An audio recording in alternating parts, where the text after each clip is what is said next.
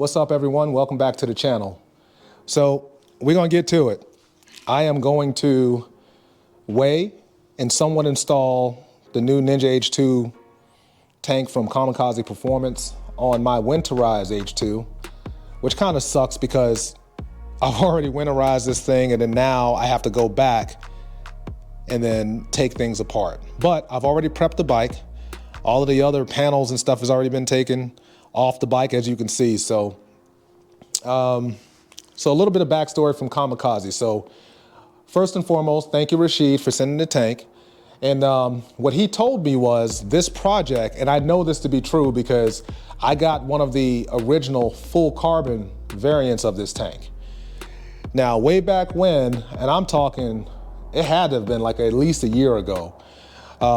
This project, between the 3D printing and getting all the measurements and fitments and everything correct, it took quite some time. So finally, this is what they came up with. And now you get a chance to see it on an actual H2. So now let's talk about like the weights and such. Now online, it says, and I know the glare and all of that because it's a camera, but basically the full carbon variant, which I had, well, you know, a long time ago, it was what, 14 liters, 3.7 gallons, and it was about 6.3 pounds. Now the fuel cell is probably gonna be a little bit more because there's metal involved. What we have is the fuel cell. So the weight is supposed to be 3.3 kilograms or 7.2 pounds, and then the fuel capacity is 2 gallons. All right, now what else does it come with? I believe it comes with a fuel cap, which you can see. It comes with the left and right tank covers, which is on there. And you know what's funny? It looks like they even have titanium bolts in it. So it says 7.2 pounds. So without the tank and without the fuel pump and everything in it, let's see how much it weighs.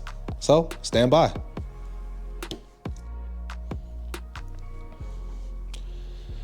Okay, so you're gonna see this thing weighed for the first time because I just put it on the scale. I prepared it before the video. Online it says 7.2. And yep, there you go. The glare from my lights, but 7.2.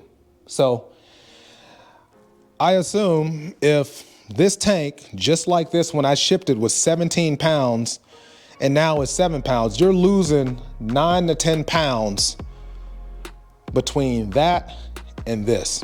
And anybody who owns an H2 knows these bikes are very, very heavy. So, I mean, outside of, I believe it was one guy, Rowdy built, his bike was really, really, really light, like really, really, really light. I don't know how fast it was, but it was light as hell. So, but I mean, for the average H2 owner, like especially in a race situation, like I think this tank would make sense. Now, one of the other things that I do like about the tank is they do have the provisions for the gasket that goes here.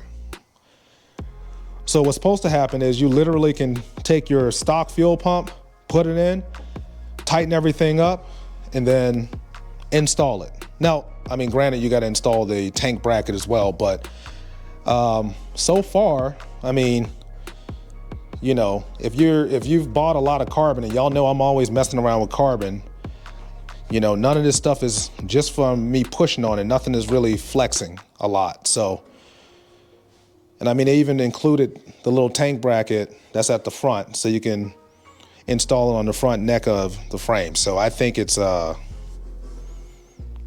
mean, and obviously the fuel cell. I like the fact that it's black too. And they even got like something to protect your frame. That's pretty nice. So, and looking in there, you can see that everything's welded up.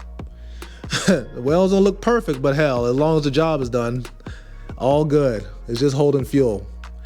And I'm only saying that just, you know, because some people are sticklers behind welds and all of that. Like, as long as everything fits and it performs the way that you wanted to perform, you should be good. Okay, So the next thing I'm about to do is take this thing off my little scale, and I'm gonna get that heavy ass tank off my bike, and then I'm gonna probably have to swap the bracket, but we're gonna see how it looks on the bike. So be back. Okay, so the first issue I've run into so far is the grommets for this, where the tank bracket goes. So I do not want to force this in here. I mean, it's sturdy. It's very sturdy, but this tank technically is already spoken for. Now, what I would do if this was my tank is put some grease on it and then compress them and slide them in. But I don't want to do that because, again, this tank is technically spoken for, so I don't want to do that. But as you can see, I have them. I started the process. It's going in. I just don't want to force the issue because this is not my tank. So, but they do go in. So, and as always, like with carbon fiber, even if, you know, if it was too tight on one side or the other, it looks like you can kind of trim this and make things work. So this is way better though than it was before. So what I'll do is I'll just mock up the tank bracket, but then again, I don't want the tank bracket to mess up the clear. So I will just put the tank on, the bike. Cause I mean, even with the stock stuff, you can see how it kind of just slides right in. With this tank, you're probably gonna have to work with it a little bit, but so far, I'm still impressed with it. Like, it makes sense. That's minor compared to some of the major stuff that happens on carbon fiber, and y'all know that. So, all right, let me put it on the bike and then check it out. So let me put this here.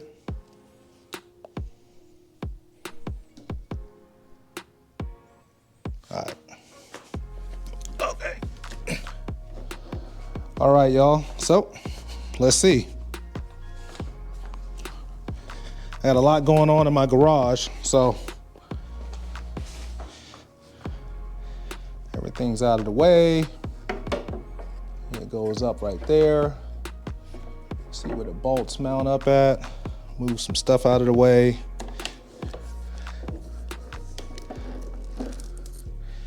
Move that out of the way. All right. Oh, okay. Well, that actually it mocks up pretty good. I should go get my panels. And this is live, so y'all know, so excuse me talking to myself, but you know, I try to make it as realistic as possible, so nothing's prepped. All right, so it looks like the right hole lines up. The left one does line up. And as always with carbon fiber, like, nothing's perfect. So if you, again, do not try to buy anything carbon fiber and think it's gonna be perfect, because it won't be. All right, so, and then the bracket, it sits deep enough in there for the bracket. And it's on the battery. Move that out of the way. There we go. Okay. All right, that's that. So,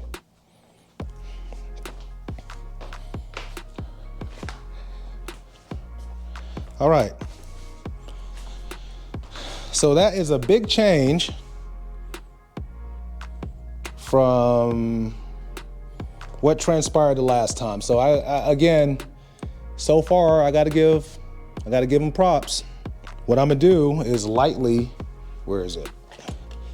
I'm not gonna put it all the way on the bike because I don't want to scratch up the finish, but let's see. Oh, it's the other way. I'm a dummy. And let me just put that right there. And then I'm gonna move it over a little bit because it's not right. There we go. And that's lined up. And yeah, without me creating a problem, yeah, it lines up. I know it's hard for y'all to see, but It lines up. So, okay. Which obviously that's the bracket that goes to the back. So, let me turn on another light and y'all will see how it looks. Okay.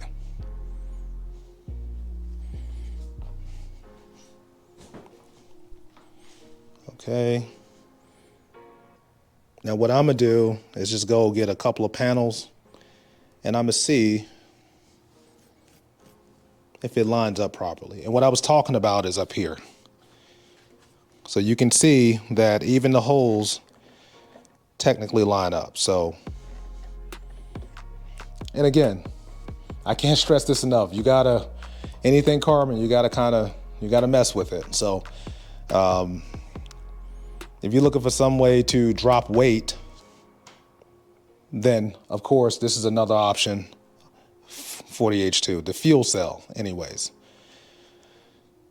If you're looking for something that you're gonna order and it's supposed to be just totally perfect and you just put on, like, I don't think there's a carbon piece in the world that you don't have to somewhat modify.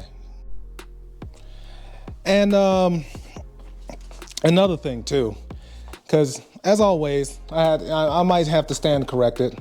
I have a Gen 3 boost over there, right? And in one of my videos, I was looking at the Kamikaze tank, which looks amazing, by the way. I'm gonna show it to y'all because I put it on my turbo bike. And I noticed it's about an H2, but